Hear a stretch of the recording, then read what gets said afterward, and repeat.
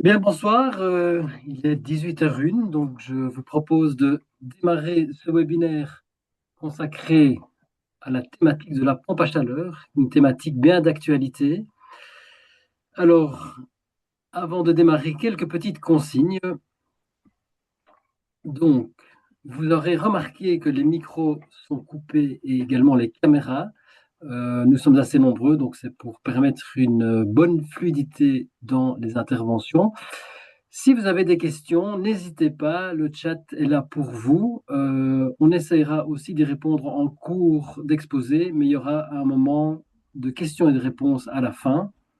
Et là, vous pourrez poser toutes les questions qui vous viennent ou qui vous restent encore. Et donc, évidemment, on demande que les échanges se fassent de manière courtoise et respectueuse. Alors, ce webinaire est organisé dans le cadre des portes ouvertes éco-bâtisseurs, donc qui se veut une vitrine sur l'habitat durable. Les portes ouvertes éco-bâtisseurs, c'est un projet d'éco-conso que nous menons déjà depuis de nombreuses années avec nos partenaires du Bon Beter Leefmilieu pour la version néerlandophone. Les portes ouvertes éco-bâtisseurs, c'est un lieu d'échange, d'information sur la thématique de l'habitat durable. C'est normalement des visites de logements en Wallonie et à Bruxelles, mais donc cette année-ci, vous l'aurez remarqué, il n'y a eu que des visites à Bruxelles pour des questions de financement. Donc on espère pouvoir vous revenir l'année prochaine. Et nous avons également pu proposer ces derniers mois des formations à la mise en œuvre des écomatériaux et aussi nous travaillons à pouvoir étendre cette offre et la poursuivre. Vous avez toutes les informations sur notre site ecobâtisseur.be et vous pourrez aussi nous contacter par mail. Je vous donnerai les coordonnées juste après. Alors, un petit mot d'intro aussi par rapport à la campagne d'éco-conso que l'on mène cette année qui s'appelle Théo Courant, qui vise à parler des modifications à venir dans le cadre notamment de la tarification électrique à partir de 2026 en Wallonie et dans le courant des années à venir à Bruxelles. Cette campagne, ben, c'est aussi l'occasion de reparler de l'électricité, des consommations électriques. Donc, si vous vous rendez sur ecoconso.be au courant, vous aurez toutes les informations. Nous avons également mis en ligne un calculateur qui permet de tester et de comparer votre consommation énergétique électrique par rapport aux autres ménages pour voir où vous vous situez et de recevoir aussi toute une série d'informations et de conseils.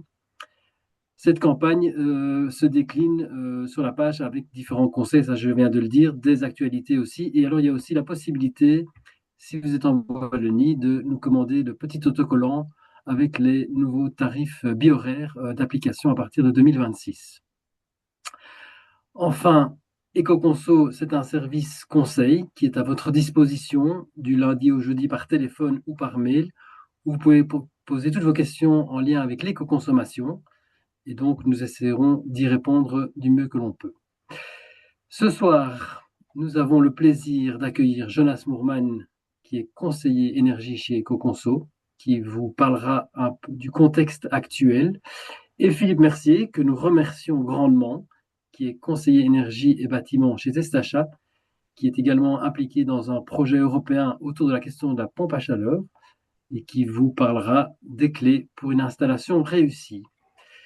Voilà, je vous souhaite un excellent webinaire et je passe la parole à Jonas. Merci Dimitri. Voilà, bonsoir à tous et à toutes. Donc, je vais donner quelques mots de contexte, hein, sur pourquoi on parle des pompes à chaleur et pourquoi c'est aussi important actuellement. Et donc, alors, juste un instant, parce que voilà. Voilà, commencer par rappeler que dans les logements, la grosse partie de la consommation d'énergie, c'est le chauffage. C'est facilement trois quarts de la consommation. Et en deuxième lieu, on a l'eau chaude, et donc les deux ensemble, on a presque 85% de la consommation d'énergie du logement. Et donc, cette partie de consommation, elle est très fort rencontrée avec des énergies fossiles, hein, surtout le gaz à Bruxelles, mais aussi un peu le mazout. Et donc, les logements à Bruxelles, en région bruxelloise, sont responsables de 35% des émissions de gaz à effet de serre, ce qui est énorme.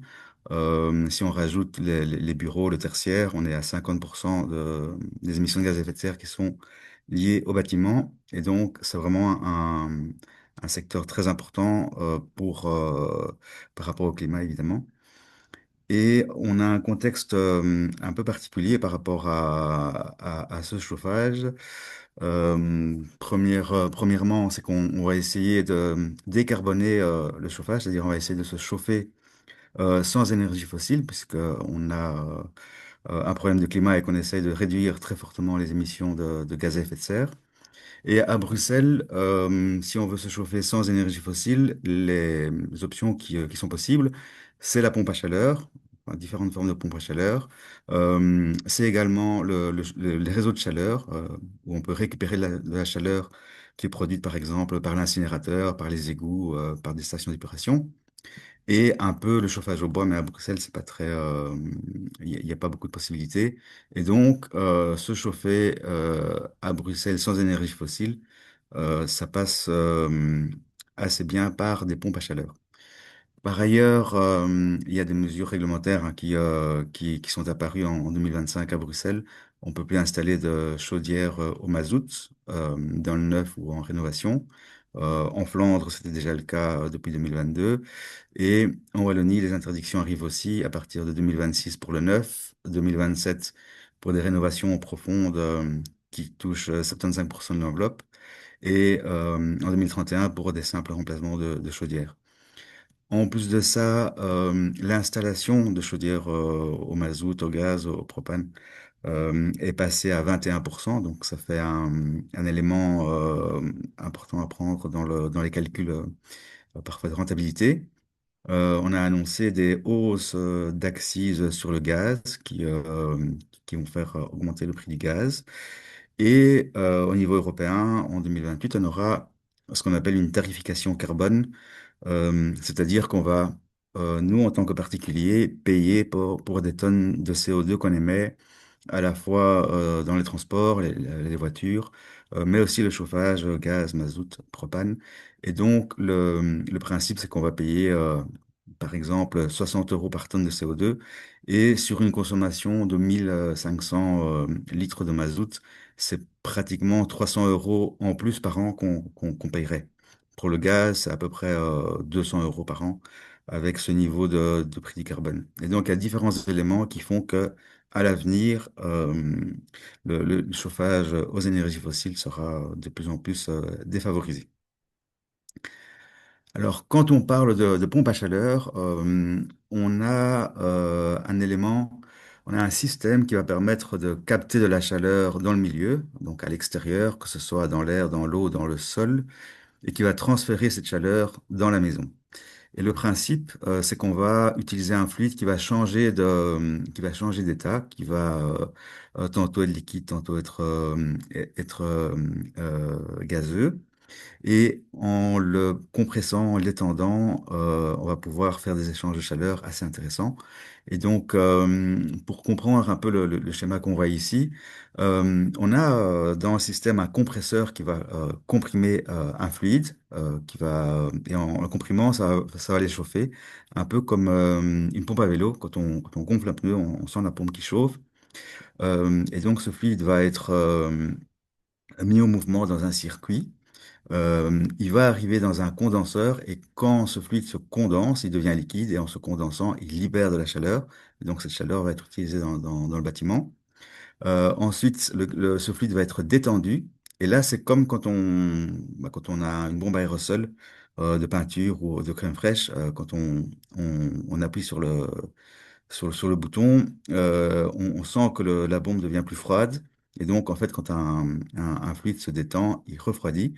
Et ensuite, il va passer donc dans le milieu extérieur. Et là, c'est un fluide qui va avoir un point d'ébullition très bas et qui va se vaporiser, qui va devenir vapeur. Et à ce moment-là, il va absorber de la chaleur de l'extérieur. Ça, c'est un peu le principe. En fait, on a tout ça dans les bâtiments maintenant. C'est ce qu'on appelle le frigo, hein, qui permet de prendre la chaleur de l'intérieur et de le mettre dehors. Eh bien, ce principe fonctionne très bien aussi pour les bâtiments. Et donc, ce qui est un peu magique, c'est que on va consommer de l'électricité pour le compresseur. Et avec 1 kWh d'électricité, on va pouvoir fournir au bâtiment 3 à 4 kWh de chaleur en ordre de grandeur. Et donc, ça rend ce système très efficace parce que d'habitude, quand on a un chauffage électrique, un radiateur électrique, on va consommer 1 kWh d'électricité pour 1 kWh de chaleur. Ici, on voit qu'on va avoir une efficacité 3 à 4 fois plus grande facilement. Et donc, ça, c'est le principe de base. Euh, Peut-être encore une chose au niveau du vocabulaire qu'on utilise par rapport aux pompes à chaleur. On va avoir des pompes à chaleur qui prennent donc la chaleur dans l'air, dans l'eau ou dans le sol. Ici, j'ai mis une illustration d'une pompe qui prend la chaleur dans l'air, ce qu'on appelle une pompe aérothermique, et ce sont les plus répandus, hein. Et donc, une fois qu'on prend cette chaleur dans l'air, on va la transférer à l'intérieur. Il y a une unité qui ressemble un peu à un frigo, là. Et on peut transférer cette chaleur à un circuit hydraulique à des radiateurs, euh, donc pour un chauffage central, mais ça peut aussi être pour un plancher chauffant pour un chauffage au sol. Et on peut aussi transférer de la chaleur à un ballon d'eau chaude pour peut-être utiliser cette chaleur plus tard. Donc ça, ce sont les pompes à chaleur qui sont les plus fréquentes. Et alors, on a aussi des pompes à chaleur qu'on appelle RR, qui donc prennent la chaleur dans l'air et qui vont transmettre la chaleur dans l'air de la maison. Et là, on a des systèmes qui ressemblent un peu aux climatisations. Et donc, ça va dans l'autre sens, ça prend la chaleur dehors et ça l'amène à l'intérieur. Et donc, quand on parle de pompe à chaleur, on va à chaque fois avoir un vocabulaire qui indique où elles prennent la chaleur et où elles vont transmettre la chaleur. Et donc, on a beaucoup de pompes à chaleur RO pour les chauffages centraux et RR quand on veut chauffer une pièce sans radiateur. Alors, il y a aussi des pompes à chaleur qui prennent dans le sol et dans l'eau. Là, ce sont ce qu'on appelle des pompes à chaleur géothermiques. Elles sont plus rares et donc, comme ça, quand vous entendrez parler de pompe à chaleur RR ou euh, sol air ou sol eau, bah, vous ne penserez pas à des missiles, vous penserez à un système de chauffage. Voilà pour l'introduction. Bon, je vous mets déjà les coordonnées ici pour si vous avez des questions par la suite. Ou peut-être qu'il y a déjà des questions maintenant juste sur cette introduction et ces éléments de vocabulaire. Sinon, je passerai directement Il y a déjà la main à Philippe Mercier. voilà, on est déjà trois questions, mais je propose qu'on y revienne après, Ça parce qu'à marche, mon avis, ça fera partie de l'exposé de Philippe. Donc, ça marche. je m'en voulais de ne pas remercier Bruxelles Environnement qui soutient les portes ouvertes éco-bâtisseurs et qui permet que ce webinaire ait lieu. Et aussi, je voulais signaler qu'il y aura un replay qui sera disponible pour ceux qui voudraient revoir le webinaire ou ceux qui n'étaient pas présents. Et donc, ça, ce sera sur la chaîne YouTube des éco-bâtisseurs, mais vous recevrez un mail à ce propos dans les jours à venir. Voilà. Merci, Jonas. Eh bien, je passe la parole à Philippe par rapport à son exposé. Bonsoir à tous et à toutes. Donc, je ne sais pas si on voit mon écran. On voit ton écran. Ok, super. Donc, ben voilà, je vais aussi remercier Jonas et Dimitri de m'avoir invité parce que c'est vraiment une chouette opportunité de partager le travail qu'on fait ici à Testachat dans le cadre d'un projet européen. Euh, voilà. Donc moi, je travaille chez Testachat depuis un peu plus de 10 ans. Donc, c'est une organisation de consommateurs belges, hein. Donc, on est national. Donc, on s'occupe des 4 niveaux. On a cette chance, hein, fédéral et les 3 régions. Donc, ça nous permet d'avoir un petit laboratoire de ce qui se passe par rapport aux autres pays. Alors, on s'intéresse à toutes les questions énergie-bâtiment. On développe beaucoup de services d'information, des services d'aide et on fait aussi pas mal de lobby. Et donc, c'est vrai que cette question du chauffage décarboné, de la pompe à chaleur dont on entend parler un peu partout, c'était très, très important pour nous de pouvoir avancer sur ce thème et d'avoir du coup les budgets de pouvoir mettre une attention particulière sur ce thème. Et donc, sachant qu'on n'a aucun subside public, les seuls subsides qu'on s'accorde ou qu'on s'autorise d'avoir pour rester neutre, ce sont des financements de la Commission européenne dans certains types de projets pour aider en fait les citoyens européens à mieux appréhender des éléments de la transition énergétique. Et donc ça, c'est la petite introduction que je vous ferai sur le projet ClearHP, où vous voyez le petit logo en bas à gauche. Donc c'est le projet dans le cadre duquel on a beaucoup étudié les heat pumps en anglais, donc c'est pour ça qu'il y a l'acronyme HP. Donc après, je vous parlerai des pompes à chaleur et des éléments clés, surtout au niveau fonctionnement, et donc des choix des systèmes, finalement, quelle pompe à chaleur choisir, parce que ce sont vraiment des questions clés qui sont importantes à prendre en compte. Et alors, l'élément qui sera aussi central, c'est qu'est-ce qui influence la rentabilité. Et donc, je vous mettrai aussi des cas concrets, en tout cas un cas en Wallonie, un cas à Bruxelles. Et alors, je vous ferai un petit résumé des conclusions. Donc, le projet Clear HP, moi, j'ai la chance de gérer pour la Belgique ce projet. Donc, on est 9 partenaires. On a commencé en 2023. C'est un projet qu'on a soumis en 2022. Donc, vous voyez, on essaie d'anticiper les choses. Et alors, on va clôturer ce projet en fin juin 2026. Et alors, pourquoi je vous donne ce contexte? Parce que nous, on se pose beaucoup de questions aussi. On reçoit beaucoup de questions sur le chauffage décarboné, sur les pompes à chaleur. Et donc là, ce qui a été très intéressant pendant les 2 années qu'on vient d'avoir, c'est qu'on a pu échanger avec surtout 7 de ces partenaires dans la liste qui s'affiche devant vous. Et donc ces partenaires, ce sont des organisations de consommateurs comme nous, mais qui sont dans d'autres pays européens. Et donc au Portugal, en Espagne, en Italie, en Slovénie, en Bulgarie, en Slovaquie. Et donc ça, c'était vraiment très intéressant parce que les ingrédients politiques, les marchés de l'énergie et aussi les climats sont fort différents et les habitudes de consommation sont assez différentes. Et donc, c'était très riche d'échanger sur ce thème des pompes à chaleur et de savoir ce qui était voilà, des leviers pour faire avancer les choses ou ce qui était des barrières finalement. Alors, qu'est-ce qu'on a fait dans ce projet? Je ne vais pas vous le détailler complètement, mais disons que si on va de gauche à droite, ça c'est l'évolution du projet. On a d'abord renforcé l'information et on a cherché toutes les informations qui existaient sur les pompes à chaleur pour pouvoir faire le tri. On a essayé de regarder aussi tous les aspects financement, primes. On a essayé de regarder pour faire des partenariats avec des placeurs et des fournisseurs de pompes à chaleur pour faciliter l'accès. En tout cas, pour les profils où c'était directement possible de mettre une pompe à chaleur, puisque ça sera aussi l'objet, moi, de ce soir, de faire le tri entre ce qui est possible tout de suite et ce qui sera peut-être possible demain. Et donc, on avait une campagne d'installation groupée de pompes à chaleur air-air, donc type air conditionné, dans certaines circonstances, mais elle s'est clôturée lundi. Et alors, le but, c'était aussi d'avoir des contacts dans le secteur des professionnels pour voir un petit peu comment ça se passait dans leur secteur. Est-ce que finalement, ils avaient beaucoup de demandes? Est-ce qu'ils avaient des contraintes dans les installations? Qu'est-ce qui était le plus complexe pour eux?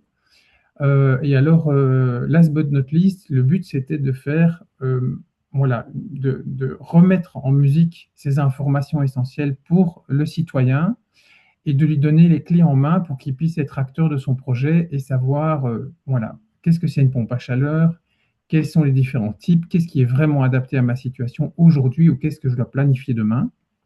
Et donc, dans ce cadre-là, on a fait des webinaires. Et donc, moi, mon défi de ce soir, c'est ce que Dimitri et Jonas m'ont proposé, c'était de passer à travers en fait les 5 webinaires qu'on a donnés, qui avaient la même durée que celui de ce soir, donc pour couvrir en fait tous les thèmes. Donc, on en avait un sur vous donner les clés pour voir si votre logement est déjà prêt pour la pompe à chaleur. Si vous devez l'améliorer, comment faire et par quoi commencer.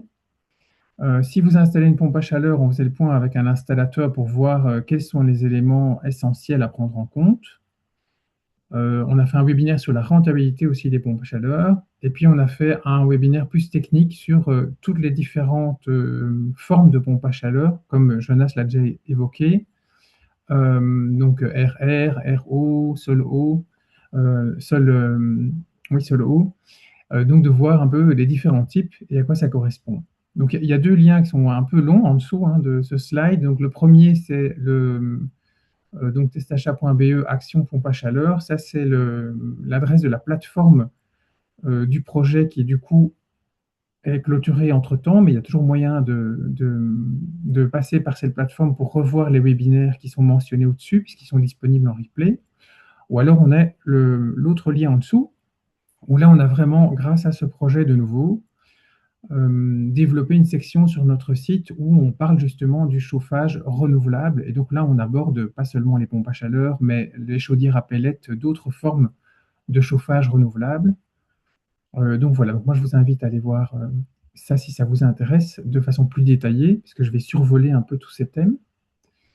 Alors pourquoi on parle beaucoup de la pompe à chaleur? Ben, Jonas l'a déjà mentionné, on vous a voilà, sensibilisé pendant plus de 20 ans sur abandonner votre vieille chaudière, passer à la chaudière à condensation, vous ferez 20% d'économie, donc le rendement sera meilleur.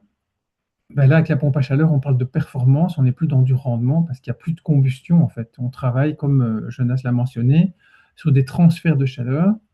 Et donc, on va avoir voilà, la même quantité de chaleur, mais avec une consommation qui sera 3 à 5 fois inférieure. Donc, c'est un niveau de performance dans le monde du chauffage voilà, qui n'a aucune comparaison avec ce qu'on a connu.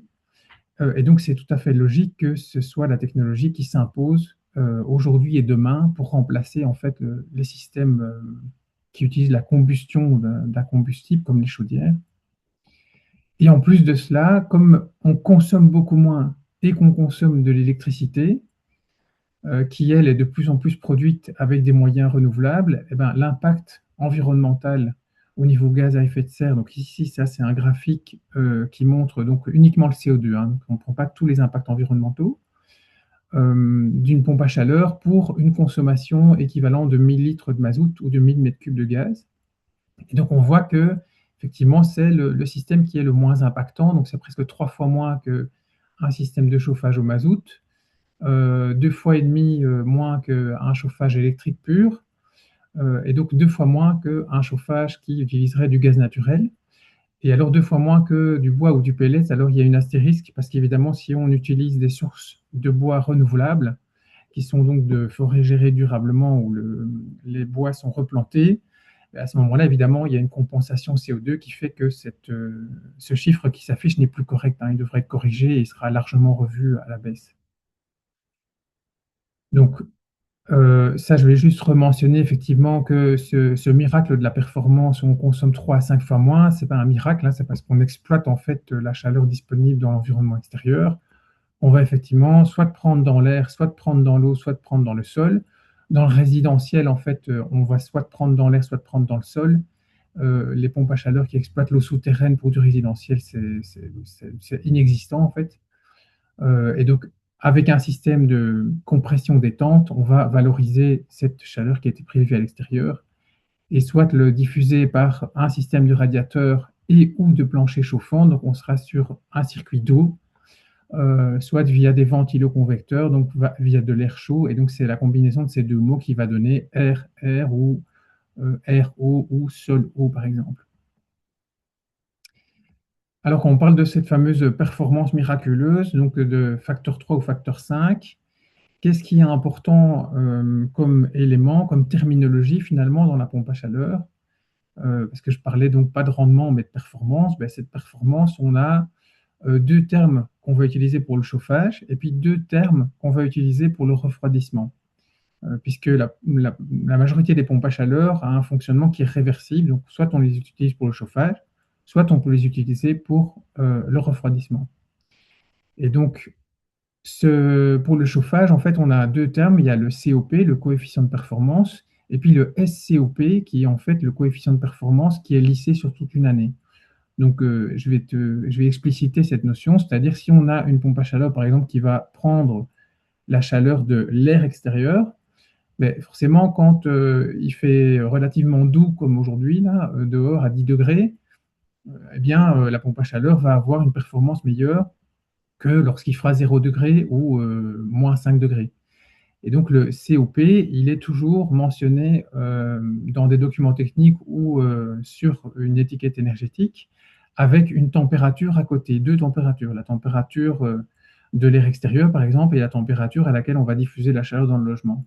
Mais donc, quelque part, c'est une photo instantanée à un moment donné de la performance de l'appareil. Donc, ce n'est pas très pratique pour comparer deux appareils entre eux.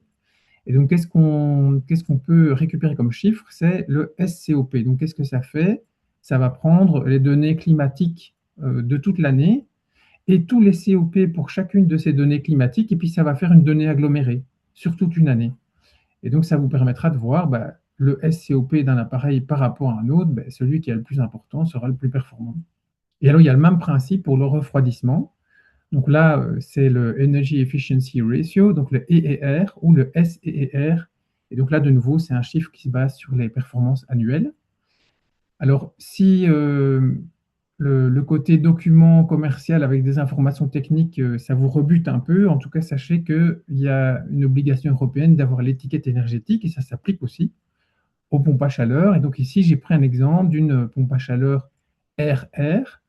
Et donc, on le voit notamment puisqu'il y a un petit sigle à l'écran ici, hein, avec un petit ventilateur. Et donc, on va avoir donc, les données dont je viens de parler, donc le SEER pour tout ce qui est refroidissement ici, des performances de refroidissement, et puis là, le SCOP pour les performances de chauffage. Alors, pour le chauffage, c'est un peu plus détaillé. Donc, à la fois, il y a le label qui se trouve ici, le label énergétique, puis il y a des choses qui sont très intéressantes. Donc, on a les zones climatiques. Donc ici, on a un climat qui est plus chaud et donc la performance sur une année elle va être plus élevée que dans un climat moyen comme en Belgique en vert ou dans un climat beaucoup plus froid en bleu. Donc ici, pour la Belgique, on va prendre le vert. Et qu'est-ce qu'on aura comme information? Cet appareil, il a une puissance de 5,8 kW et son rendement global sur toute une année avec le climat belge, c'est 4,6. Donc en clair, ça veut dire que pour 1 kWh de consommer électriquement, en fait, on va vous fournir 4,6 fois plus de chaleur. Donc ça, c'est quand même un niveau de performance qui est inégalé par rapport aux chaudières. Donc maintenant que je vous ai dit tout ça, Jonas avait déjà introduit le concept. Donc je suis sûr que vous êtes tous convaincus qu'on est dans un monde merveilleux où la pompe à chaleur va nous permettre de consommer 3 à 5 fois moins. C'est le rêve, donc on va tous voter pour les pompes à chaleur et Make the climate great again, et avec un slogan comme ça qui harangue les foules dans d'autres États où on a vraiment un grand succès électoral. Je suis certain que tout va bien se passer. Et si tout le monde n'est pas passé à la pompe à chaleur, je pense que ça veut peut-être dire soit on est totalement ignorant, soit c'est qu'il y a des éléments qu'on a un peu loupés. Donc, je vous rassure, je ne vais pas vous prendre pour des ignorants, hein. Il y a effectivement des éléments de blocage. Et ces éléments, ils sont assez partagés par les différents pays avec lesquels on a travaillé sur ce projet. Donc, pour beaucoup de ces éléments, ça a été des confirmations. Donc, on les a groupés en 3 parties. Donc, il y a des fausses croyances qui décrédibilisent en fait une technologie parce qu'elle n'est pas connue et qu'elle est nouvelle et donc elle fait peur. Il y a des incertitudes aussi qui sont en partie liées aux politiques, mais ça, je vais y revenir après. Et alors, les 2 autres paquets sont liés en fait. Il y a des freins techniques qui sont liés à la technologie, mais au bâtiment aussi. Et puis, il y a vraiment un aspect de rentabilité qui pose problème, mais qui est en train d'évoluer. Alors, au niveau des fausses croyances et des incertitudes, il y en a deux fausses croyances qui sont fausses. En fait, on a dû beaucoup travailler sur cet aspect-là dans ce projet-ci. Donc, la réponse, c'est pour le neuf seulement, ou des bâtiments qu'on rénove entièrement, qui sont hyper isolés. Parce que en fait, en hiver, les pompes à chaleur, ça ne fonctionne pas. Donc, faux. Donc ça, c'est une étude qui a été faite en 2003 dans 7 pays, où ils ont analysé en fait le fameux facteur de performance, hein, COP en chauffage. Et alors en dessous, vous avez une échelle donc il y a le 0 jusqu'à 10 degrés, et puis jusqu'à moins 20 degrés de température d'air extérieur. Et donc, qu'est-ce qu'on voit? C'est que même à moins 20 degrés, on se retrouve avec un facteur de performance qui est pratiquement de 2. Donc ça veut dire qu'on continue à faire 2 fois mieux qu'un chauffage électrique ou qu'une chaudière. Donc évidemment, nous, on est test achat, donc on croit que ce qu'on voit et que ce qu'on teste nous. Donc c'était une publication scientifique, bon voilà, hein.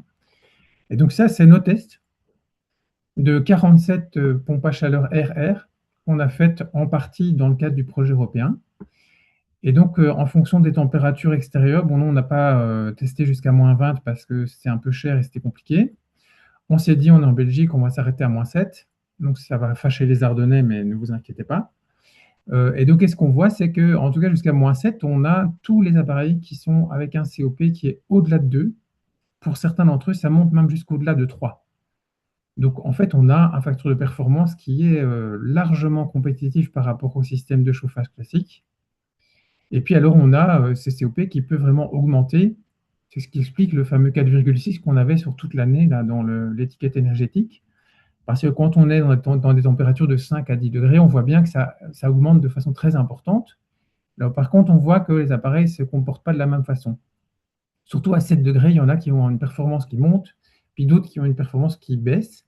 Et donc, ça veut dire que un appareil n'est pas l'autre et son fonctionnement, la finesse de son fonctionnement, de sa régulation, ça va avoir un impact sur ses performances.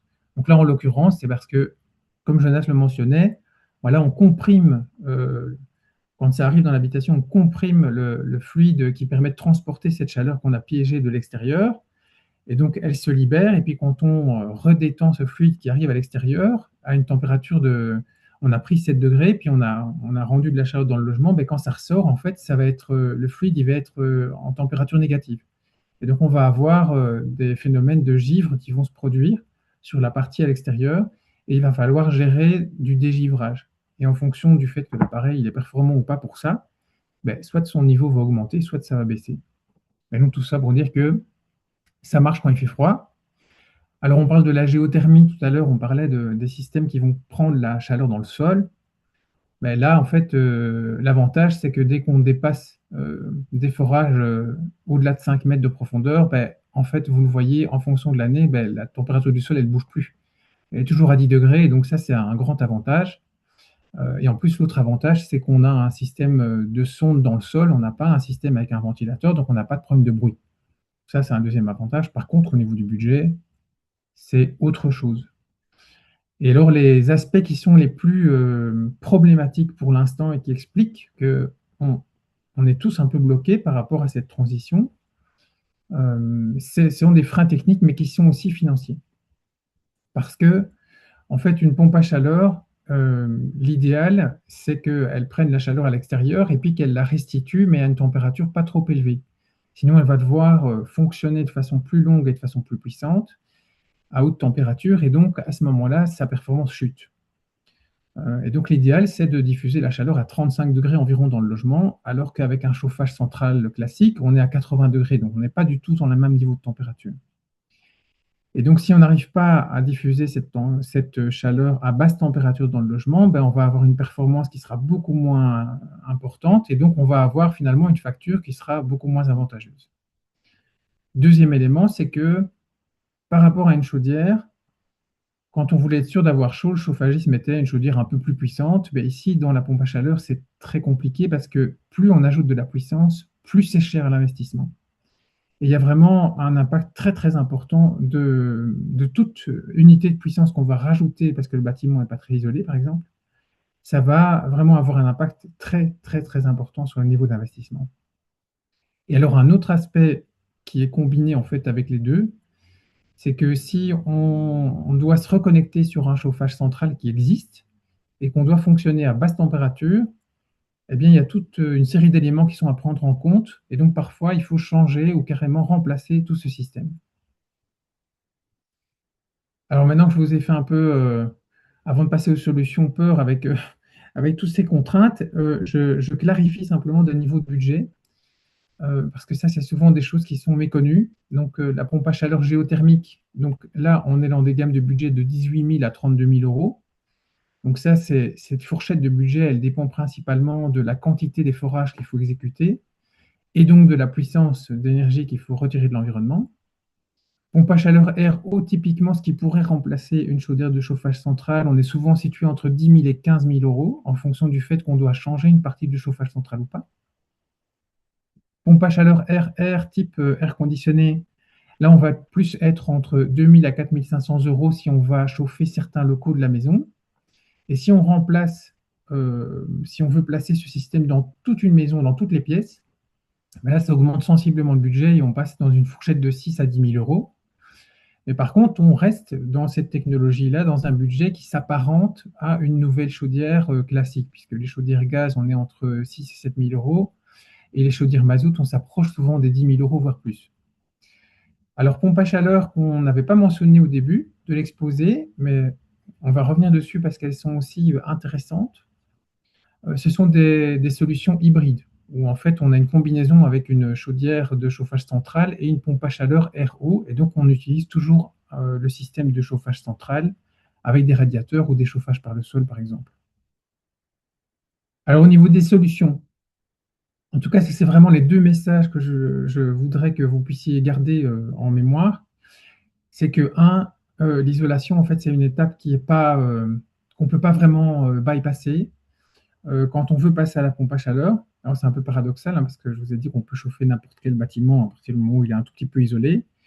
Mais si on veut éviter d'avoir des frais d'investissement qui sont colossaux, ben, il faut réduire la puissance à installer au maximum possible. Et donc ça, on ne peut pas le faire autrement qu'en isolant le logement et en limitant les pertes de chaleur. Et alors l'autre chose qui permet de maîtriser la puissance à installer, c'est de séparer la production d'eau chaude du chauffage. Par exemple, donc c'est ce qu'on propose dans la plupart des cas aux personnes qui nous consultent, c'est de mettre en fait un chauffe-eau thermodynamique pour la production d'eau chaude.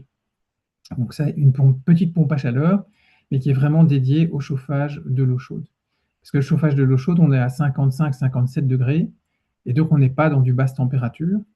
Et si on doit chauffer l'eau chaude en même temps qu'on utilise la pompe à chaleur, la même pompe à chaleur pour faire le chauffage, ben on a un conflit d'usage, et en même temps, on va avoir des performances qui vont être ruinées du fait de cette puissance supplémentaire qu'on va installer pour l'eau chaude. Deuxième élément, donc on reste à la plus basse température possible. Donc ça veut dire, c'est quoi la basse température? C'est 35 degrés, ça c'est vraiment l'idéal, 35 degrés, 40 degrés. Mais donc là, ça veut dire qu'on va devoir passer soit par du chauffage par le sol, soit par des ventiloconvecteurs, hein, donc c'est une sorte de radiateur avec un ventilateur à l'intérieur. Soit on passe à des pompes à chaleur air-air, comme ce qu'il y a sur l'image à droite du slide. Donc on a une unité comme de l'air conditionné, donc qui souffle en fait de l'air chaud directement dans la pièce. Si on veut faire un compromis sur la basse température, on va arriver à 50 degrés. Et donc là, on peut fonctionner avec un chauffage central. Vous pouvez faire le test chez vous si vous avez une chaudière classique. Vous réglez la température du circuit à 50 degrés. Si vous passez un hiver ou 2 hivers sans problème, même si la chaudière doit fonctionner plus longtemps, bah alors banco, ça veut dire qu'a priori, ça fonctionnera avec une pompe à chaleur, mais ce sera à 50 degrés, donc la performance sera un petit peu moins bonne. Dans certains cas, donc là je vous mets un lien d'une note de quand même plus de 120 pages, donc il y a un webinaire heureusement assorti à cette note de Buildwise, donc c'est le Centre scientifique et technique pour la construction, où ils ont justement expliqué comment vérifier, comment calculer si des radiateurs d'un ancien chauffage central peuvent fonctionner à basse température, puisqu'il y a en fait, voilà, vous allez devoir apporter plus de chaleur à ces radiateurs, puisque ça fonctionne à basse température, donc plus de quantité d'eau avec un temps relativement réduit, et donc vous allez faire circuler des débits d'eau beaucoup plus importants. Et donc à la fois, il y a la taille des radiateurs, où il faut vérifier que ça suffira, mais aussi il y a les tuyaux, pour vérifier que on n'a pas des problèmes de phénomène de bruit et de dérangement acoustique. Et donc c'est là qu'on voit que finalement, là, c'est pas si simple, si évident de se dire j'ai un circuit de chauffage central, ben, je vais juste mettre une pompe à chaleur à la place de ma chaudière. Et donc fonctionner à basse température, ça va vous permettre de en fait avoir un facteur de performance maximale et donc d'avoir une facture de fonctionnement qui est vraiment compétitive. Donc là, c'est une sorte de rappel hein, de ce qui va influencer les prestations. Donc la température de la source, si elle est sensible, si ce n'est pas du sol, si c'est de l'air, ben, c'est sûr. Plus il fait froid, moins la performance sera bonne. Le moyen de diffuser, si vous faites la température la plus basse possible, vous aurez la meilleure performance possible. Et la puissance de fonctionnement, sachant que idéalement, une pompe à chaleur, elle doit fonctionner à une puissance intermédiaire. Donc il ne faut pas la prendre trop petite, mais pas trop grande non plus. Pas trop grande pour l'investissement, mais pas trop petite non plus, parce que sinon elle va fonctionner en régime maximal tout le temps. Donc ça va affecter ses prestations. Et en plus, au niveau du bruit qu'elle va générer, ça va être vraiment désagréable, en tout cas à l'extérieur. Alors du coup, si on résume, les paramètres de rentabilité, on va avoir le niveau d'isolation, le moyen de diffusion de la chaleur et la combinaison des deux qui vont nous permettre de déterminer c'est quoi la puissance de la pompe à chaleur. Ensuite, on va avoir les primes qui permettent d'avoir un impact sur l'investissement. On verra si elles sont maintenues, hein, parce que c'est toujours en discussion dans les différentes régions. Mais en tout cas, jusqu'à ce jour, les primes étaient cohérentes avec les budgets d'investissement que j'ai montrés. Donc, plus une pompe à chaleur est chère, plus la prime qui est proposée est en général élevée. Alors, un autre paramètre dont on n'a pas parlé aujourd'hui, mais qui est très important, Jonas en a un peu parlé au début, c'est le prix de l'énergie. Et donc ça c'est vraiment, c'est pour ça que je vous parle de attention, basse température, il faut avoir le maximum de facteurs de performance de votre pompe à chaleur. C'est parce qu'il faut combattre une chose qui va se réduire dans le futur, mais qui aujourd'hui est trop importante, c'est ça. Ce facteur 4 que vous voyez à l'écran, c'est l'écart entre les prix des énergies fossiles et les prix de l'électricité.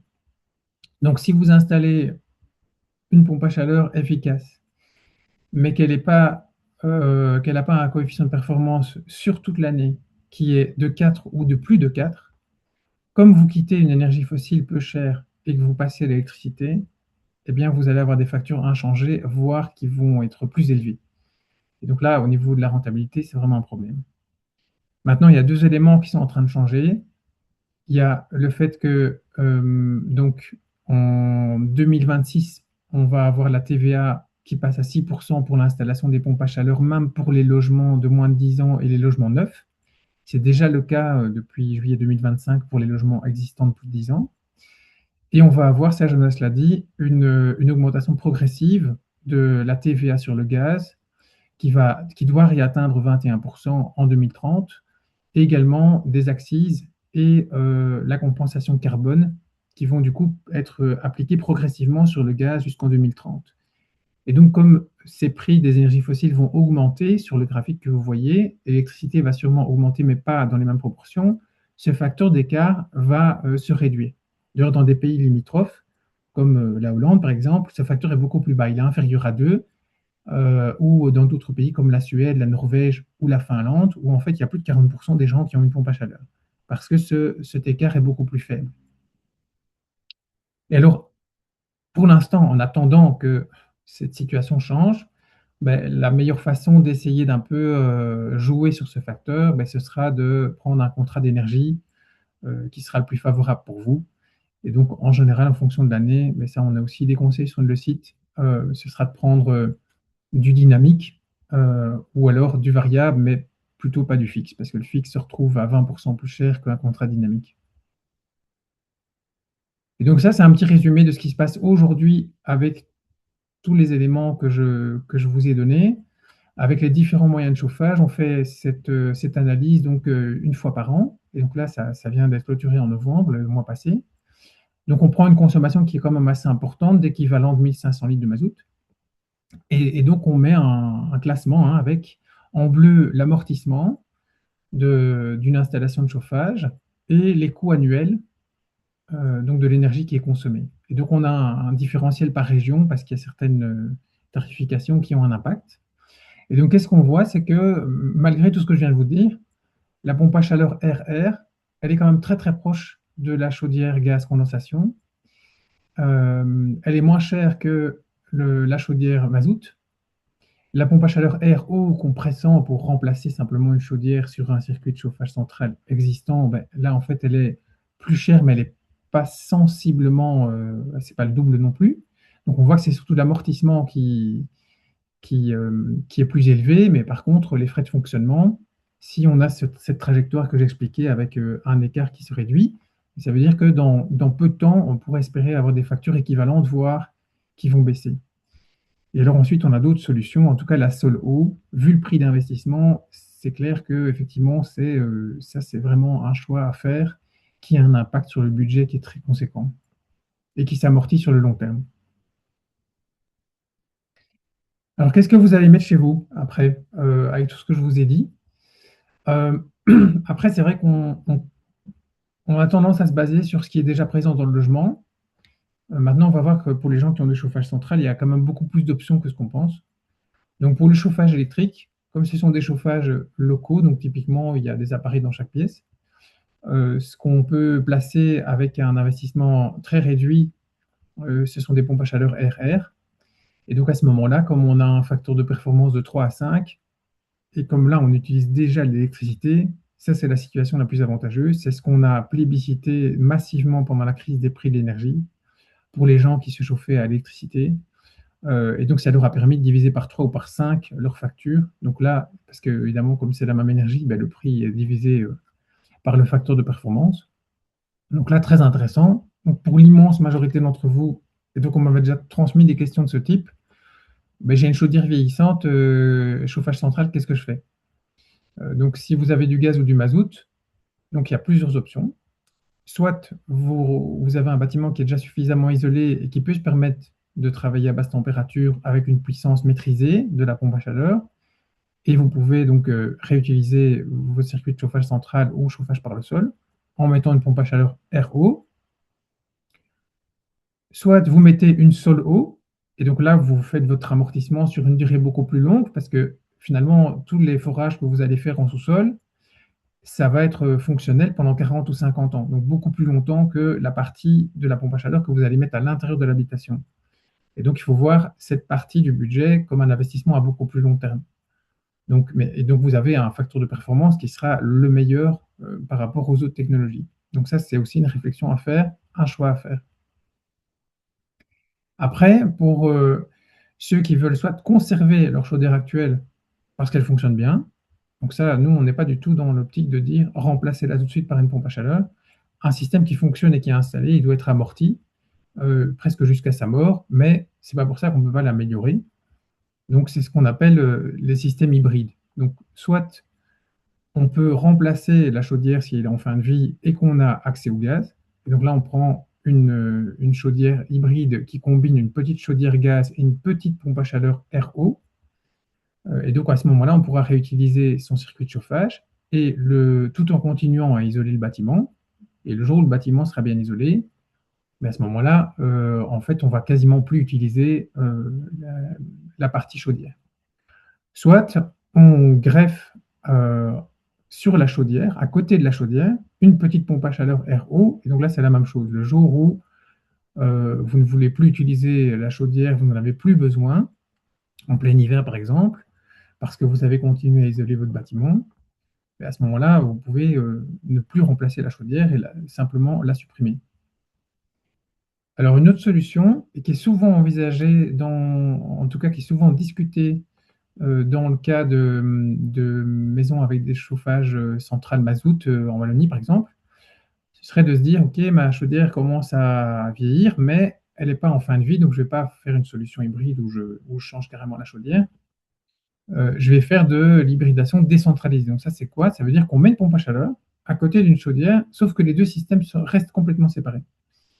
Et donc ça, c'est quelque chose qui peut être fait à moindre frais pour équiper, par exemple, toutes les pièces les plus chauffées d'une maison, le temps que l'isolation soit améliorée, et on garde le système de chauffage central pour les autres pièces ou pour, au creux de l'hiver, donner le petit coup de boost qui est nécessaire. Et donc ça permet deux choses. Un, ça permet de jouer sur une autre énergie, avec un contrat dynamique pour chauffer en journée, par exemple.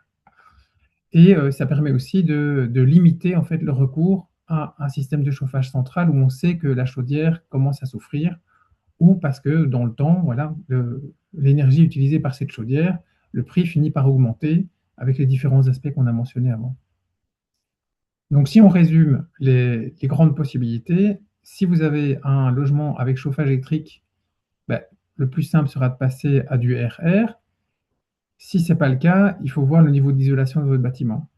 Si il n'est pas du tout isolé ou qu'en tout cas il y a vraiment un trajet sur 10-15 ans où on améliore l'isolation, on va se tourner vers une solution plutôt hybride avec les solutions que j'ai mentionnées, ou alors on choisit de maintenir en fait une diffusion voilà, avec le chauffage central ou le chauffage par le sol, mais avec plutôt du sol eau ou du RO. Alors je vous mets deux cas concrets parce que je trouve qu'ils sont intéressants, parce que ça sort un peu des sentiers battus de tout ce qu'on entend. Donc, ça, c'est une maison neuve en Wallonie, 4 façades, ossature bois, 5 chambres, 180 mètres carrés, un rez-de-chaussée et un étage, et avec des panneaux solaires, mais qui ont été placés par la suite parce que, en fait, il y avait vraiment une contrainte très importante du maître de l'ouvrage. Ils avaient un budget vraiment limité, ils avaient peu d'inertie dans le bâtiment, et donc ils voulaient vraiment se focaliser sur la qualité de la construction, de mettre des matériaux biosourcés. Donc ils avaient vraiment une attention très très importante sur le caractère écologique de la construction. Et donc finalement, ils n'avaient plus beaucoup de budget pour le chauffage. Et donc qu'est-ce qu'ils ont fait? Donc ça fait 5 ans, hein, donc ça fonctionne parfaitement bien. Donc, ils ont mis 2 pompes à chaleur RR. Donc, ils en ont mis une dans l'espace principal du rez-de-chaussée, qui est le séjour, cuisine, salon, salle à manger. Et puis, ils ont mis une unité dans le hall de nuit au premier étage, donc au sommet de la cage d'escalier, qui est centrale dans le bâtiment. Et alors, il y a les différentes portes qui desservent les chambres, le bureau, salle de bain. Et par contre, ils avaient une ventilation mécanique double flux avec récupération de chaleur, de nouveau dans une question de cohérence, de vraiment limiter les besoins et d'assurer le renouvellement de l'air et l'évacuation de l'humidité, puisque c'est un bâtiment super isolé. Et donc, en fait, cette VMC, en fait, cette ventilation mécanique contrôlée, elle permet d'unifier en fait la température du premier étage en faisant circuler la chaleur qui est diffusée par une seule unité dans ce hall de nuit. Et donc ça, c'est quelque chose que moi, je n'avais jamais vu et je trouvais vraiment intéressant. Comme quoi, là, vraiment, pour moins de 5 000 euros, il y a ces 2 pompes à chaleur. Et alors, évidemment, ça, c'est la nécessité quand on passe par de la pompe à chaleur RR, c'est que ça ne fournit pas d'eau chaude. Et donc, c'est ce que je vous avais dit au début. L'idéal, c'est de sortir la production d'eau chaude de l'équation du chauffage. Et donc, ici, c'est un chauffe-eau thermodynamique qui permet d'assurer le chauffage de l'eau. Donc, ça, voilà, c'est la maison, c'est à quoi ça ressemble. Maison assez compacte. Donc là, moi, j'avais fait des photos devant, derrière. Il n'y a pas encore les panneaux solaires qui ont été placés sur la façade arrière. Et alors, les besoins annuels, donc après 5 ans, il y a vraiment donc des données consolidées. Donc, c'est aussi un couple engagé hein, avec un enfant et donc qui ont une volonté de consommer le plus raisonnablement possible. Et donc, ils sont à 6000 kWh de consommation totale annuelle. Donc, ça veut dire les besoins électriques classiques, plus l'eau chaude, plus le chauffage, ce qui est vraiment extrêmement bas, hein. Et donc, avec un taux d'autoconsommation de 40%, donc qui provient des panneaux solaires, il leur reste sur la facture donc 3600 kWh par an, ce qui s'approche en fait de la moyenne belge pour une famille qui consomme de l'électricité pour d'autres usages que l'eau chaude et d'autres usages que le chauffage. Donc, on en est à une centaine d'euros par mois au tarif électrique actuel. Donc, comme quoi, avec un grand soin apporté à la construction, une priorité absolue sur le caractère durable du projet, finalement, le système qui a été mis et qui était peut-être le plus coûteux, c'était la ventilation double flux avec récupération de chaleur et pas le système de chauffage ici, alors que c'est une pompe à chaleur. Alors, un autre cas, là, d'autres contraintes, maison de 1930 à Bruxelles, mitoyenne, 5 chambres, 240 mètres carrés, rez, 2 étages, chauffage central au gaz avec une chaudière de 35 ans. Et là, le projet aussi, pour des raisons de budget, c'était d'assurer les rénovations du bâtiment qui étaient quand même assez importantes, mais d'en profiter pour mettre de l'isolation partout là où on rénovait. Parce que dans le budget aussi, ça, j'insiste là-dessus, c'est quand on fait de la rénovation, en fait, le post-isolation dans des travaux de rénovation, c'est pas forcément ça qui coûte le plus cher. Et donc là, qu'est-ce qui avait été fait dans ce bâtiment-là? Ils ont isolé les sols et les toitures. Ils ont donc changé les châssis double vitrage à l'avant parce qu'il y avait des contraintes urbanistiques, triple vitrage à l'arrière, un système de ventilation C, donc pas de récupération de chaleur, pour éviter de devoir mettre des conduites dans tout le bâtiment. Isolation de la façade arrière et alors une isolation partielle par l'intérieur de la façade avant dans le séjour, sachant que voilà, on ne peut pas isoler par l'extérieur puisque c'est une maison de rue. Et alors, séparation de l'eau chaude, chauffe-eau thermodynamique et des panneaux solaires qui permettent de couvrir une partie, en tout cas importante, de la production d'eau chaude. Donc ça, c'est à quoi ressemble la maison. C'est vraiment des maisons typiquement bruxelloises. Donc façade avant et puis la façade arrière où il y a eu quand même beaucoup de travaux avec un soin important apporté à l'isolation. Et donc là, les besoins annuels, donc, parce que cette maison, elle a été habitée 5 ans avant que des travaux d'ampleur que vous voyez à l'arrière soient réalisés. Et donc, il y avait quand même un bilan énergétique voilà, solide. Et donc, ils sont passés de 30 000 kWh de chauffage donc en consommation de gaz à 5 000. Donc, ça veut dire qu'on a divisé par 6.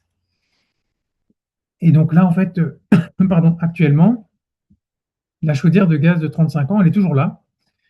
Et donc, la réflexion, elle se porte sur soit mettre une petite chaudière hybride le jour où on remplace cette chaudière gaz pour éviter un éventuel problème en cas de température très basse à l'extérieur, euh, ou alors mettre une petite pompe à chaleur RO de 6 kW, puisque là, les besoins ont été estimés pour le chauffage et ça ne dépasse pas 10 kW en puissance. Donc on est déjà vraiment dans quelque chose de très raisonnable. Malheureusement, le marché est tel qu'aujourd'hui, les prix de ces appareils sont d'un niveau de 10 à 12 000 euros. Et donc avec une facture de 25 à 30 euros de gaz par mois, ben, c'est sûr que à ce stade-ci, si on prend les données du marché, on va se retrouver avec une facture qui va doubler, qui va passer à 50 euros, 60 euros. Et donc là, les autours de projet, ben, ils attendent quelques années que les prix des pompes à chaleur diminuent et que l'écart de prix entre gaz et électricité diminue aussi pour pouvoir voilà, un jour remplacer cette chaudière. Mais finalement, quand je disais l'isolation, c'est la priorité, mais quand on voit le facteur de diminution, euh, ça, c'est une énergie qui ne sera plus jamais à produire, hein. Donc c'est quand même intéressant. Donc si je repasse, si je retape sur les éléments clés, ben, l'isolation maximale, euh, qu'elle soit déjà actuelle ou que vous puissiez la planifier dans les 10, 15, 20 années à venir, mais surtout quand vous pensez à cette progression dans l'isolation qui est nécessaire, il faut déjà intégrer le fait que comment vous allez diffuser la chaleur dans le logement. Parce que ça, c'est vraiment crucial pour éviter d'avoir des facteurs de blocage par la suite. Donc, si vous voulez vraiment diffuser par du chauffage par le sol, ben, il faut l'anticiper. Si vous pensez faire du RR, ben là, ce sera placer les conduites à l'intérieur du bâtiment qui vont relier les parties extérieures aux parties intérieures. Donc ça, c'est vraiment un duo, un couple qu'il faut prendre en considération ensemble, le trajet d'isolation avec l'émission basse température. Et en fonction de ça, vous pouvez choisir le type de pompe à chaleur que vous voulez sélectionner et du coup la bonne puissance et les contraintes que vous allez devoir gérer en fonction de la solution que vous avez choisie. Trois, très important, c'est le fait de faire appel à des professionnels qui sont compétents. Et donc, dans cette matière-là, en fait, pour les pompes à chaleur, il y a une certification RICERT. Et donc, si vous tapez un professionnel RICERT, vous allez tomber sur une page où sont répertoriées en fait les entreprises qui sont certifiées dans différents domaines, hein. Il y a ça pour les panneaux solaires, mais il y a ça aussi pour les pompes à chaleur. Donc, très important de passer par un professionnel certifié. Et puis après, donc de passer à l'installation, de demander vos primes éventuelles, et alors surtout après de continuer à faire un monitoring en fait, de vos consommations, parce que c'est pas parce que vous passez à un système de chauffage qui est extrêmement performant qu'il ne faut pas oublier de suivre vos consommations pour éviter un effet rebond, mais aussi pour éventuellement détecter s'il y a une mauvaise régulation ou un problème de fonctionnement, parce que là, ça peut avoir des conséquences délétères. Et donc voilà, j'espère que j'ai pas été trop long et que c'était clair.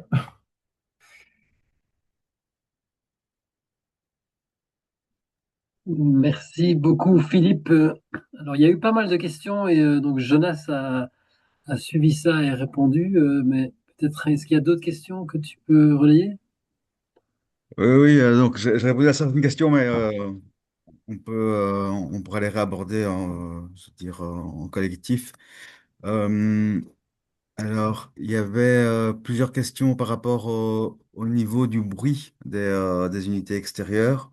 On se demandait s'il y avait une réglementation, un peu savoir quel était le niveau de gêne par rapport à ça. Alors donc par rapport à ça, donc c'est une très bonne question, hein.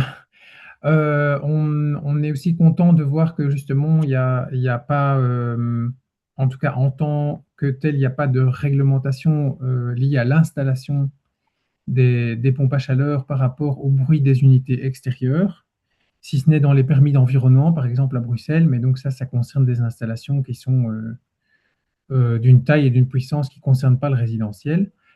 Par contre, il y a beaucoup de questionnements et beaucoup de souhaits d'aider les professionnels et les particuliers par rapport à cette thématique.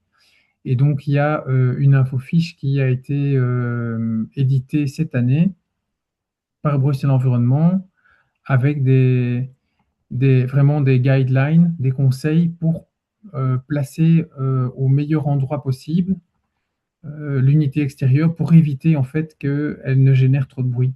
Donc les principes fondamentaux, c'est en fait éviter d'avoir cette unité qui serait entourée de différentes parois, puisque plus il y a de parois autour de cette unité, plus ça va en fait réverbérer le bruit et ça va le propager. Et donc ça, c'est un principe. Maintenant, l'idéal, c'est de mettre cette unité très loin du bâtiment, mais au niveau énergétique, en fait, c'est pas très efficace. Donc c'est un équilibre à trouver. Maintenant, dans cette infofiche, il y avait aussi un document qui a été édité par la Flandre, aussi de nouveau avec des guidelines pour placer les unités extérieures. Ce qui est aussi intéressant, c'est qu'il y a beaucoup de mesures correctives qui sont possibles, donc des écrans absorbeurs, des caches qui peuvent être mis autour de l'unité extérieure pour en limiter le bruit. Mais en fait, l'élément qui sera aussi le plus intéressant, ce sera de regarder sur les fiches techniques et même sur l'étiquette énergétique. Je ne l'ai pas mentionné tout à l'heure, mais il y a un petit symbole comme ça, haut-parleur. Et donc, on a le bruit pour l'unité intérieure. Donc, il y a un petit symbole de maison qui s'affiche. Et donc, quand c'est à l'intérieur, c'est le bruit de l'unité intérieure. Et quand c'est à l'extérieur de la petite maison, c'est le bruit de l'unité extérieure. Et donc, ça, c'est intéressant de sélectionner un appareil, évidemment, qui est le mieux coté pour ça, d'une part. Et de nouveau, on en revient à la puissance, de sélectionner la puissance qui est la plus adaptée. Parce que si l'appareil est trop peu puissant, par exemple, en fait, il va fonctionner à plein régime tout le temps, et donc ça va faire du bruit. Et ceux qui sont trop puissants, à contrario, ils vont s'allumer et puis ils vont s'éteindre très rapidement. Or, quand ça démarre et quand ça s'éteint, en fait, c'est là où la pompe à chaleur fait le plus de bruit. Ok. Il y a plusieurs réflexions sur le prix de l'électricité et la disponibilité de celle-ci. Donc, un peu la réflexion de se dire, on ferme du nucléaire et on va électrifier davantage. Et aussi, il y en a qui ont vu passer une information d'Ores comme quoi le fait qu'il y ait de plus en plus de pompes à chaleur et de voitures électriques faisait qu'il y avait certains moments de la sous-tension et pas assez de puissance finalement. Et donc ça, il y a des questions un peu sur cette adéquation entre ce qu'on peut produire ou à quel moment et le fait d'augmenter la consommation finalement. Ben ça, je n'ai pas de boule de cristal, mais effectivement, c'est un point de contrainte aussi, hein, parce qu'en fait, on bouge très vite en parallèle sur beaucoup de choses, quoi, sur la mobilité, sur le chauffage. Et donc, est-ce qu'on a les moyens de production en Belgique? Bon, on peut toujours importer des pays voisins, mais alors par contre, au niveau infrastructure, si on a un problème de réseau, ben là, ça va être plus compliqué à gérer, effectivement. Et donc là, on en revient de nouveau à l'aspect de la puissance. Et donc ça, c'est aussi quelque chose nous, on diffuse comme message, essayer d'avoir la puissance la plus raisonnable possible. Mais c'est pas valable que pour le chauffage, c'est valable pour la mobilité aussi. Parce qu'il y a Ouais, plein de personnes qui mettent des bornes ou à qui on installe des bornes et ils ne se rendent pas compte qu'en fait, ils peuvent très bien avoir des bornes de capacité plus faible et qui sont intelligentes. Et donc, ils vont, par exemple, consommer leur énergie solaire en temps réel et absorber le maximum. Et donc, bon, ben ça, là-dessus, on peut essayer de jouer sur ces aspects-là, mais malheureusement, si le réseau ne suit pas, donc il faudrait idéalement passer par des intermédiaires, comme par exemple du chauffage à pellets. Ça, c'est aussi des cas qu'on a vus en Wallonie, de bâtiments qui n'étaient pas encore suffisamment isolés, où on a fait de l'hybride, mais en mettant des pompes à chaleur RR, mais de faible puissance dans le séjour, non, dans les chambres par exemple, et alors un poêle à pellets dans le séjour. qui permet de chauffer à plus haute température et donc de ne pas avoir ce problème en hiver. Et alors d'avoir quand même un passage à la pompe à chaleur pour les espaces qui ne sont pas forcément utilisés tout le temps, mais avec des puissances qui sont beaucoup plus faibles. Ok, merci. Oui, il y avait aussi des doutes sur le fait que le prix de l'électricité pouvait baisser, puisqu'on disait que l'écart entre le gaz et l'électricité était trop élevé. Et Ben, que... ça, c'est sûr que ce sont des doutes que nous, on a aussi. Maintenant, on a quand même un signal, enfin, après 25 ans de bataille. On traite la facture électrique comme une feuille d'impôt. Et donc, ça fait 25 ans que Testacha se bat là-dessus. Et donc, on a eu quand même des victoires récentes sur le fait qu'on commence à sortir certaines taxations de la facture électrique. Mais à terme, si les frais de réseau voilà, sont augmentés du fait d'un besoin accéléré de développer des infrastructures, mais c'est certain que je pense que le prix de l'électricité risquera d'augmenter, mais à mon avis, pas dans la même proportion que ce qui va arriver sur le gaz et sur le mazout, hein, parce que là, on a un cumul en fait avec la taxation carbone, avec les axes, avec le passage de la TVA de 6 à 21%, c'est quand même des niveaux d'augmentation qui sont assez conséquents. Ouais. Donc voilà, c'est vrai que je n'ai pas de boule de cristal, mais j'espère en tout cas que cet écart va se réduire, parce qu'en fait, s'il ne se réduit pas, je pense que, euh, à part un effondrement des prix de vente des pompes à chaleur, on n'y arrivera pas Ouais. à ce moment-là. Et donc, je pense que là, il y a beaucoup d'enjeux aussi économiques, parce que le secteur ne vend pas les pompes à chaleur qu'ils ont produites, en fait, hein. Il y a eu un décollage l'année passée, et cette année, il y a une sorte d'effondrement. Les ventes baissent, ça ne progresse pas. Nous, notre campagne d'installation groupée, on a eu un succès relativement mitigé, mais je pense aussi parce que c'est lié aux incertitudes actuelles et à tous ces mécanismes dont on annonce l'arrivée, mais qui ne sont pas encore arrivés. Donc, Ouais. c'est sûr qu'aujourd'hui, c'est pas très confortable comme période pour faire ce switch. Donc, je pense que Oui, tout à l'année fait. prochaine, on y verra déjà plus clair, peut-être fin 2026. Ouais. Là, je voudrais aussi préciser par rapport aux frais réseau, au prix de l'électricité, qu'en fait, c'est vrai qu'il y a un peu un besoin pédagogique de bien comprendre les questions de kilowattheure, de kilowatts, de puissance d'énergie.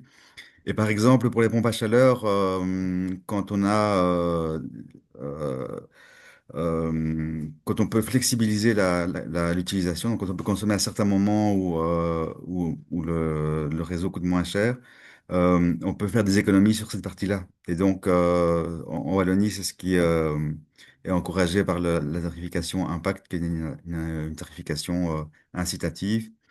Et en fait, on va de plus en plus être amené à être, on va dire, très acteur dans notre consommation d'électricité, euh, en fait, de savoir à quel moment on consomme.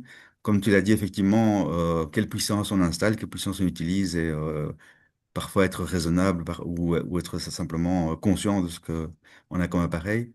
Et je pense qu'on va être de plus en plus sollicité par rapport à ça, et qu'on ne peut pas juste dire, OK, on consomme quand on veut, comme on veut. On pourra le faire, mais on payera plus cher. Et donc, une façon d'économiser, ce sera justement d'être un peu plus flexible. Oui, et c'est très intéressant ce que tu dis parce que donc quand on disait voilà on sépare l'eau chaude, ben, le chauffe-eau thermodynamique il peut fonctionner en fait, il est programmable, hein, c'est très facile. Et donc ça peut permettre de justement, c'est une consommation qui est quand même relativement importante par rapport à un électroménager comme un lave-vaisselle ou un lave-linge. Et donc ça c'est quelque chose qui permet justement de déplacer des consommations dans une période tarifaire qui est beaucoup plus avantageuse. Et alors, les pompes à chaleur, ben, ça dépend du bâtiment, le fait qu'il y ait quand même une inertie, donc ça veut dire qu'il y a de la masse dans le bâtiment. Donc la maison Ossature-Bois que je montrais, ben, il n'y a pas beaucoup d'inertie, donc ça veut dire que si on a chauffé, ben, les matériaux n'ont pas capté cette chaleur, donc elle va vite disparaître. Mais par contre, la vieille maison qui avait été isolée, en tout cas dans une grande partie, ben là, il y a un stock de chaleur qui peut être accumulé. Donc, même si on travaillait avec du RR, par exemple, où on n'a pas un plancher carrelé qui va rester chaud pendant plusieurs heures, ben là, même avec du RR, on pourrait chauffer la journée entre 10 heures et 16 heures, par exemple. et puis juste faire un petit appoint le soir et donc déplacer ses consommations. Mais Mm. avec une pompe à chaleur air-eau qui va du coup chauffer des circuits de radiateurs ou du chauffage par le sol avec une chape, plus d'écarlage, etc. C'est vrai que ça apporte une autre chaleur, mais ça permet d'avoir aussi plus de flexibilité, probablement par rapport à cette tarification. Donc ça, c'est quelque chose qui devrait être pris en compte aussi. D'accord. Alors, qu'est-ce que j'ai comme question encore? Est-ce que il y a quelqu'un qui demande si on peut retrouver les noms des différentes pompes à chaleur que tu as montré dans le graphique, je pense, par rapport au COP, en fonction de la température, où tu voyais toutes les courbes que vous aviez testées. Et je pense que quelqu'un pose la question de savoir quelles sont les pompes à chaleur qui sont derrière des marques, j'imagine. Je sais pas si vous avez fait un article avec Oui, cette on a fait étude. des publications là-dessus, et donc si, je pense que il suffit de taper test achat Clear HP, et en fait donc nous tout ce qui est publié dans le cadre de ce projet est complètement libre d'accès, hein. Donc il n'y a pas du tout, vous n'allez pas vous retrouver sur une page où on va vous demander de vous connecter avec vos données de membres chez nous. Euh, oui, vous risquez d'avoir un petit pop-up, soutenez-nous, abonnez-vous, mais si vous le fermez, vous aurez quand même accès au contenu puisque c'était le but que ça soit complètement accessible.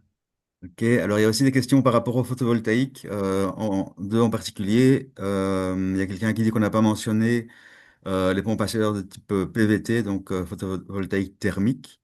Ça, c'était une chose. Et l'autre, c'était des questions par rapport au, est-ce qu'on pouvait être autonome avec du photovoltaïque par rapport à sa pompe à chaleur, et est-ce que des batteries pourraient aider? Voilà, ça fait beaucoup de questions ça. Donc Ouais. je vais commencer par la combinaison photovoltaïque chauffage. Donc c'est vrai que comme il y a le compte, en tout cas en Wallonie, il y a ce compteur qui a tourné à l'envers, enfin qui est toujours disponible pour une partie de la population. Ça a introduit, en tout cas nous on le voit, je ne sais pas si vous le voyez, mais ça a introduit vraiment une confusion sur ce que couvre en fait la production des panneaux solaires. Parce que les panneaux solaires produisent presque 80% de leur production à un moment donné où on est hors période de chauffage.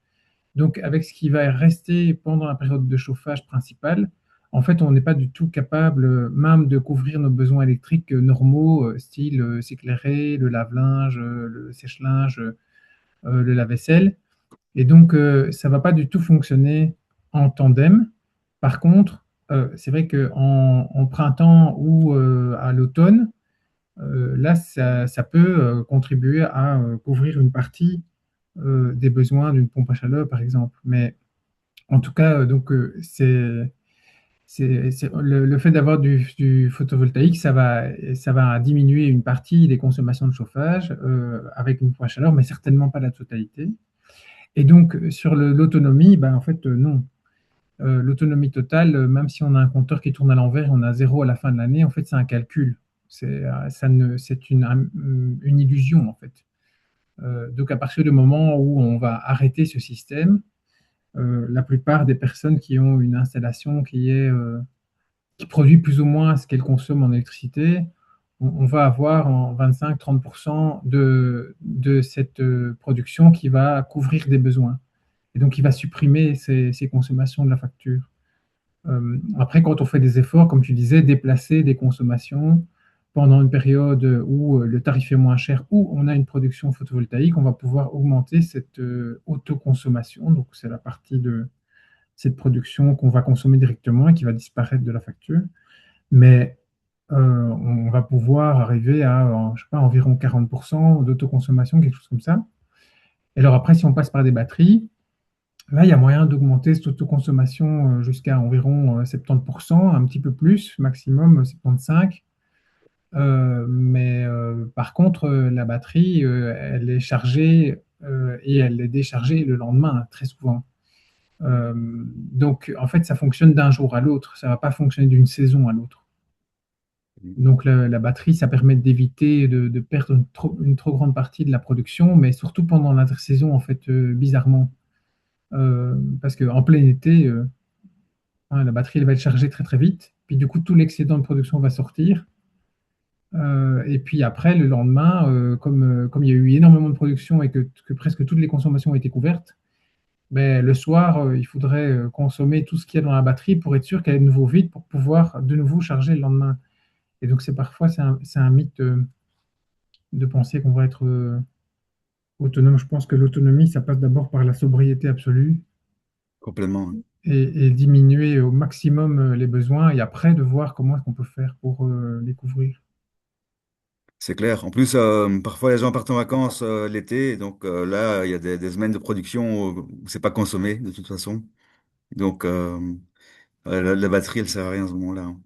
Et à ce moment-là, ce qui est le plus intéressant, je trouve, et qui ramène une dimension collective et on sort de l'individuel, à ce moment-là, c'est d'avoir un mécanisme comme le partage d'énergie, les communautés d'énergie, parce qu'à ce moment-là, ça favorise la consommation au moment opportun dans l'environnement direct.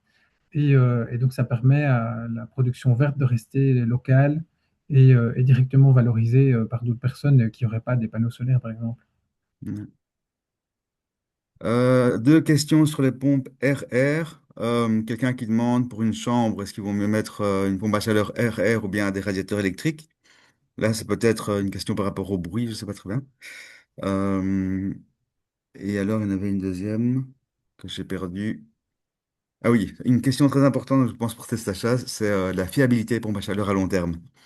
Parce que justement, ça, c'est vrai que c'est quelque chose que parfois on peut se poser la question, si on met tellement d'argent dans une installation, est-ce que ça va être fiable? Oh là là, alors, ta ta ta ta, roulement de tambour.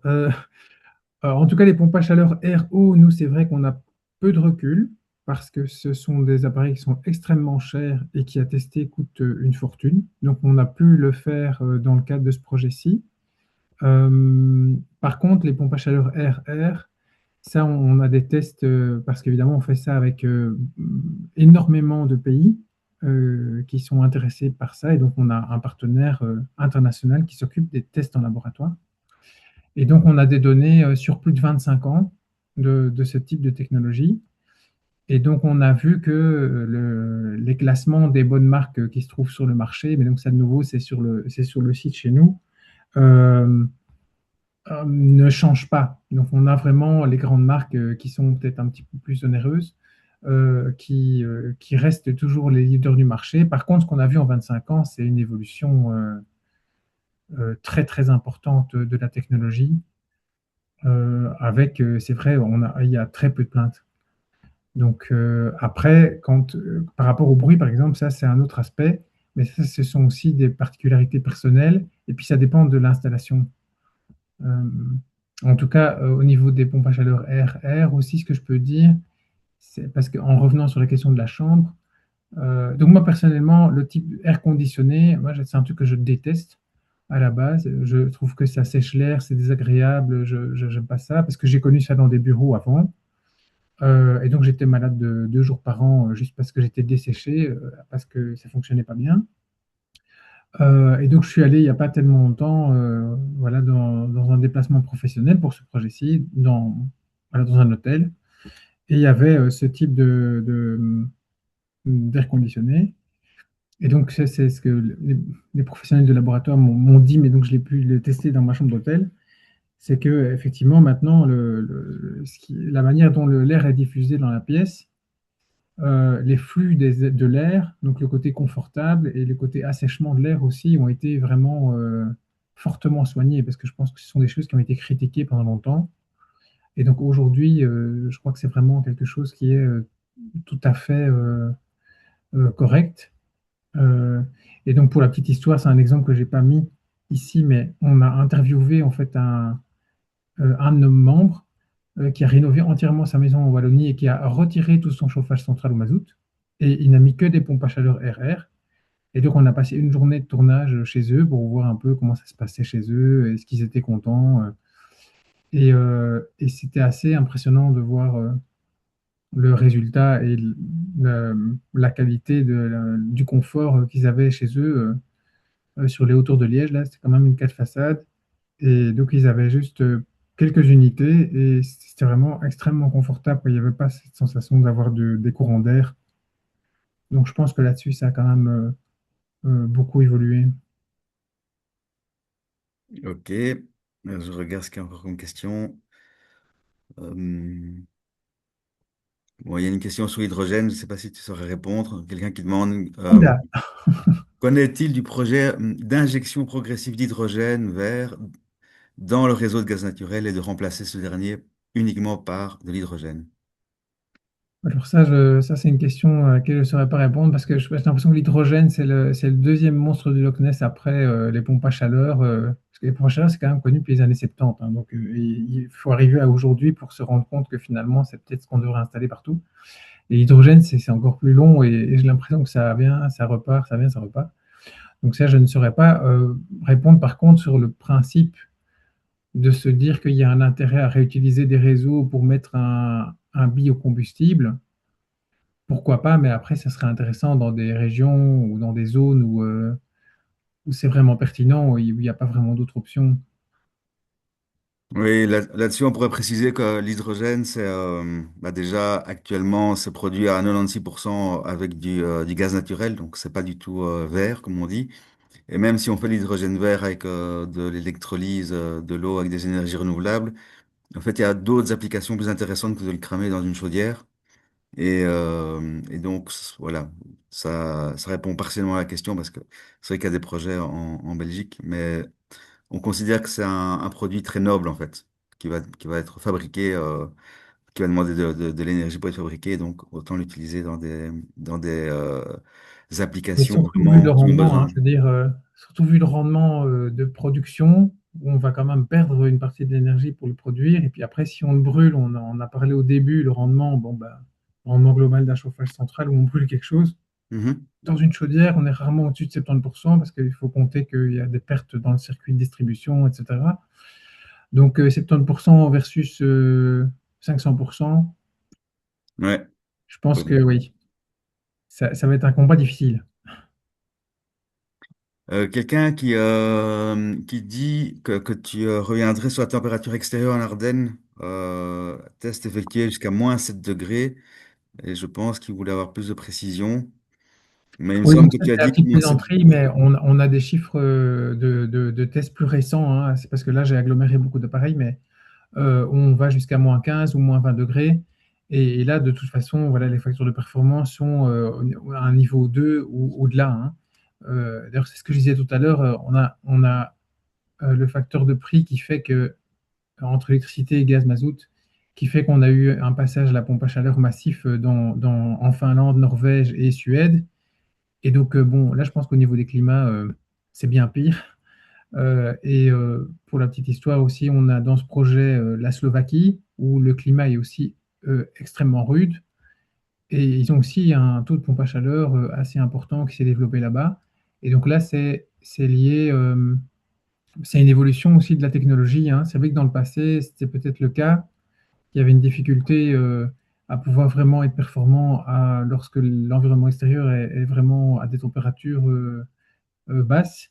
Mais avec le type de fluide qu'on peut utiliser dans le système qui permet de capter la chaleur à l'extérieur et sous pression de restituer la chaleur à l'intérieur, comme tu l'avais montré dans le schéma au début, ben, en fait, c'est l'évolution de la recherche et de la connaissance de ces différents types de fluides qui a permis en fait d'en prendre d'autres qui étaient vraiment adaptés à des climats froids, hein. Donc, je pense qu'en Ardennes, je pense que là, la question sera plus de se dire si on veut mettre de la géothermie et qu'on est dans les Ardennes liégeoises, par exemple, où on a un sous-sol rocheux. Là, je pense que ça va plutôt être ça le côté compliqué, plutôt que la température de l'air extérieur. Ok, mais je pense qu'on arrive plus ou moins au bout des questions. Bon, après, il y a encore des petites questions qui restent, hein, mais peut-être je sais pas si on fera une petite réponse écrite ou parce que, voilà. Ici, par exemple, comment garder une température minimum quand on est absent sans devoir mettre 17 degrés minimum? Je comprends pas. Ah, ça, c'est peut-être le côté ralenti de nuit. Peut-être. Tu as quelque chose à dire dessus? Bah, disons que c'est sûr que c'est un peu le. Je pars le matin travailler et ce soir je fais un spaghetti bolognaise, mais je suis pressé parce que mes enfants doivent se coucher tôt. Donc je vais déjà mettre ma casserole d'eau sur petit gaz toute la journée. Comme ça, quand je rentre, ça ira plus vite et j'aurai moins consommé. Ben, non, en fait. Donc, surtout quand on est dans un bâtiment pas isolé, il faut absolument baisser le plus possible la température quand on n'est pas là ou la nuit. Et donc, même si on fonctionne à plein régime le lendemain matin, ben, on aura évité des pertes. Par contre, ça c'est valable avec une chaudière, mais quand on a une pompe à chaleur, c'est vrai que le côté réactif, c'est moins réactif qu'une chaudière quand on est sur du air haut ou du sol haut. Et donc là, en général, on doit quand même garder une température minimale qui n'est pas trop éloignée de celle qu'on souhaite. C'est là où on revient de l'avantage du RR, le type air conditionné. Parce que là, typiquement, c'est ce qu'on voit hein, quand vous faites vos achats de Noël. Vous faites peut-être vos achats de Noël en ce moment. Et donc, les bâtiments les pires au niveau isolation, c'est certainement tous les commerces des grandes artères des villes en Belgique. Et pourtant, ils ont tous des aircos, hein. Et on n'a pas froid. Donc, et ils coupent la nuit. Donc, parce que là, c'est très réactif. Et après, bon, il faut souffler à grande vitesse pour récupérer un niveau de température. Mais donc, voilà. Ça, c'est. Je pense que si on a un bâtiment, plus on a un bâtiment isolé, plus on peut se permettre de diminuer moins la nuit. Et moins c'est isolé, plus ça va permettre des économies, mais il faut quand même pouvoir relancer le chauffage suffisamment tôt, donc c'est un équilibre à trouver. Ok. Ben, je pense qu'on a globalement fait le tour des questions. Je vous rappelle qu'on a un service conseil chez Ecoconso, info@ecoconso.be. Donc, s'il reste des questions ou des personnes qui seraient frustrées parce qu'on n'a pas répondu complètement, on peut garder le contact évidemment. Et puis, par exemple, diffuser, tu disais, hein, Philippe, je sais plus, une notice de Bruxelles Environnement sur le bruit ou Oui. les documents de test achat pour le projet Clear. Tout ça, on peut mettre des liens, on peut évidemment. Parce que quelqu'un ici signale que en allant sur le site de test achat, il faut se connecter pour avoir accès aux documents, il me semble. C'est possible que ce soit pas en libre accès, ou alors peut-être qu'il a. Non, c'est en libre C'est une accès. idée. Après, il y a souvent des pop-up automatiques qui détectent quand les personnes n'ont pas de compte pour leur proposer, mais si on met Clear HP, normalement, et qu'on tombe sur un contenu Clear HP, tout est ouvert. Après, si finalement il y a quand même une page qui s'ouvre pas et qui n'est pas accessible, là, il ne faut pas hésiter à nous le signaler parce que là, c'est une erreur, quoi. Donc, Ok. ça nous permettrait de corriger parce que c'est vrai que comme on a développé grâce à ce projet des sections entières sur toutes les pompes à chaleur. On a fait un environnement sur le chauffage renouvelable et donc on a fait les pellets, puis les pompes à chaleur, tous les types de pompes à chaleur, chaque fois en détaillant tous les aspects. Donc c'est vrai que ça fait beaucoup de points d'entrée. Ah oui, quand tu parles de pellets, il y avait des questions dessus parce qu'il y avait des questions par rapport au CO2 et quelqu'un qui était étonné que ça émette autant de CO2 le chauffage au bois et qui du coup se demandait pourquoi ça pouvait être avantageux finalement, l'intérêt écologique. Parce qu'à partir du moment où on brûle quelque chose, il y a une émission de différents polluants et donc le résultat de brûler un combustible, c'est du CO2, donc surtout dans du bois où il y a majoritairement du carbone.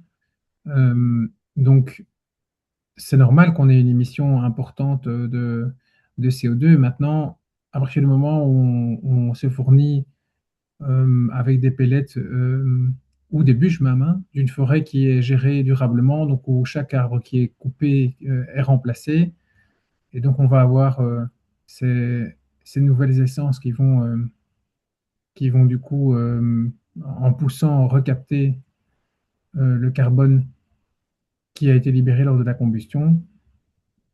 Et à ce moment-là, normalement, ça neutralise en fait hein, ces émissions de CO2. Mhm. Oui, c'est ça. On considère que les arbres, quand on brûle du bois, c'est du carbone qui a été fixé pendant la croissance de l'arbre et donc que ça reste. Voilà, c'est ça. Mais donc ça, c'est principalement via des labels qu'on peut le voir, hein. On peut regarder les labels FSC ou PEFC qui sont mentionnés sur les sacs de pellets, par exemple. Eh bien, merci beaucoup. Je pense qu'on a fait le tour de la question et des questions. En tout cas, il y a plusieurs personnes qui ont l'air assez satisfaites de l'information de ce soir. Donc, merci Bah, beaucoup, super, Philippe. chouette. Merci beaucoup, Jonas.